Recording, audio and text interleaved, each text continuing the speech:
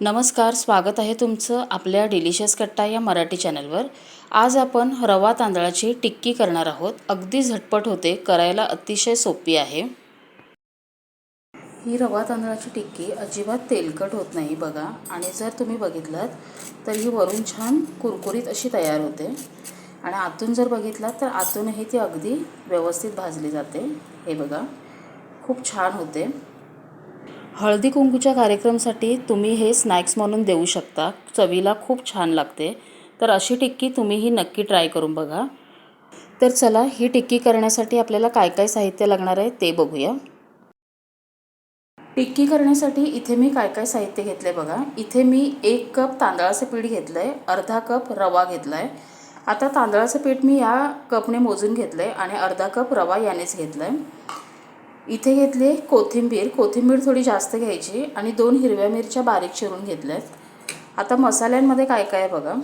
इथे 1 चमचा जिरं घेतलं आहे, 2 चमचा धने पावडर घेतली आहे, एक अर्धा चमचा गरम मसाला, अर्धा चमचा हळद घेतली आहे, त्यानंतर ओरेगॅनो किंवा पिझ्झा सीझनिंग असतं ते 1 चमचा घेतलं आहे, आणि 1 चमचा चाट मसाला, आणि चवीप्रमाणे मीठ घेतलं आहे।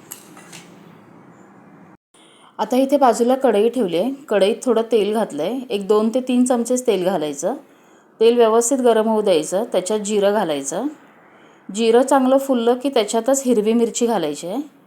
आता जर तुम्ही चिली फ्लेक्स वापरणार असाल तर हिरवी मिरची घालू नका, आणि चिली फ्लेक्स तेलात नाही घालायचं, फक्त जिरंच घालायचं मग तेलात। आता मिरची आणि जिरं थोडंसं परतून घेऊया। आता इथे जिरं आणि मिरची व्यवस्थित परतून घेतली आहे। आता आपण ज्या कपने तांदळाचं पीठ आणि रवा मोजला होता त्याच कपने 2.5 कप आपल्याला याच्यामध्ये पाणी घालायचं आहे। आता आपलं तांदळाचं पीठ 1 कप होतं आणि रवा अर्धा कप होता, म्हणजे 1.5 कप होतं। तर घालताना डबलपेक्षा थोडंसं कमी, म्हणजे आता ते 1.5च्या डबल 3 होतं, तर त्याच्यापेक्षा थोडं कमी, म्हणजे मी इथे 2.5 कप पाणी घातलं आहे।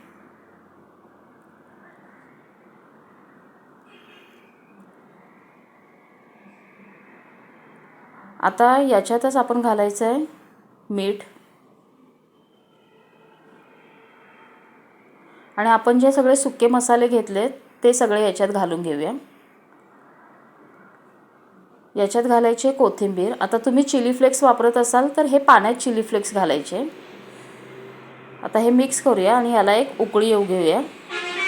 मगाशी साहित्य सांगताना बटाटा उकडलेला सांगायचा राहिला, तर इथे मी एक मोठा बटाटा उकडून सालं काढून किसून घेतला आहे। बटाटा किसून घ्यायचा आणि तो याच्यातच घालायचा आपल्याला। बटाट्याच्या फोडी नाही राहायला पाहिजेत म्हणून आपण किसून घेतला आहे। किसून घेतल्यावरती तो व्यवस्थित पाण्याबरोबर मिक्स होतो, तुकडे तुकडे त्याचे राहत नाहीत। आता हे बटाटा घातला आहे आपण। आता याला उकळी येऊ देऊया। आता इथे पाण्याला उकळी आली आहे, गॅस थोडा कमी करायचा। मी तांदूळ आणि तांदळाचं पीठ आणि रवा दोन्ही एकत्र करून घेतले, ते याच्यात घालायचं आणि याला एकसारखं हलवत व्यवस्थित मिक्स करून घ्यायचं। बघा, सुरुवातीला हे थोडं पातळ वाटतं, पण नंतर ते जसं शिजेल ते असं घट्ट होतं।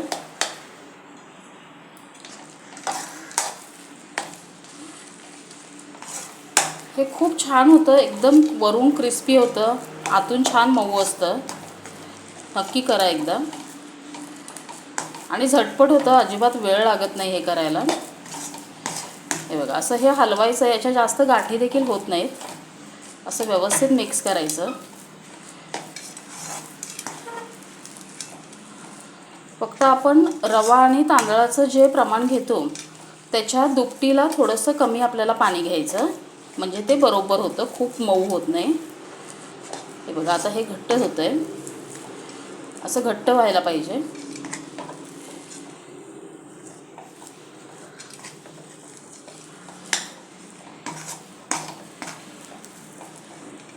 आता इतपत घट्ट झालं की गॅस बंद करायचा, आणि गरम असतानाच आपल्याला थोडं हाताला तेल लावून याचे गोळे करायचे। हे पीठ गरमच आहे, हाताला थोडंसं तेल लावायचं, आणि तुम्हाला ज्या साईजची टिक्की करायची आहे त्या साईजचा गोळा घ्यायचा। खूप मोठाही नाही आणि खूप लहानही नाही, असा मीडियम गोळा करायचा, आणि असं फक्त चपटं करायचं। याला तळताना कुठल्याही कोटिंगची आवश्यकता नसते. हे तेलात अजिबात सुटत नाही, छान होतात अगदी. हे बघा, असे करून घ्यायचे. आता मी असे सगळे करून घेते अगोदर. आता इथे मी काही टिक्की अशा करून घेतल्या आहेत. तुम्ही याला शॅलो फ्राय देखील करू शकता किंवा डीप फ्राय देखील करू शकता. आता आपण हे तेलात तळून घेऊया. आता तेल गरम करायला ठेवलेलं, तेल व्यवस्थित गरम झालं आहे. तेल चांगलं गरम झालं की गॅस मिडियम करायचा आणि केलेल्या टिक्की आपण तेलात सोडून द्यायचं. मिडियम गॅसवरती याला भाजायचं आहे.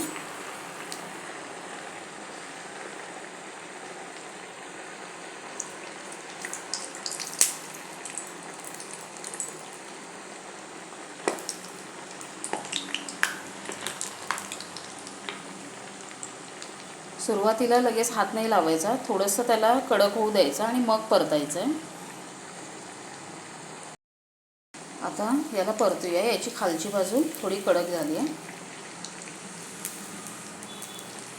हे बघा, अगदी व्यवस्थित होतात, अजिबात सुटत वगैरे नाही, छान होतात. आणि आता हे मीडियम गॅसवरच आपल्याला तळायचं आहे. गॅस खूप मोठा केला तर वरून भाजलं जाईल पण आतमध्ये कच्चं राहील. आता इथे बघा, हे व्यवस्थित भाजलं आहे, छान रंग आला आहे. आता हे काढून घेऊया आणि राहिलेले मी असेच आता तळून घेते. आता इथे आपल्या टिक्की करून तयार आहेत. खूप छान झाल्या आहेत. जवळून बघितलात तर अजिबात तेलकट नाही आहे, याला अजिबात तेल राहत नाही आणि वरून छान कुरकुरीत अशा तयार होतात.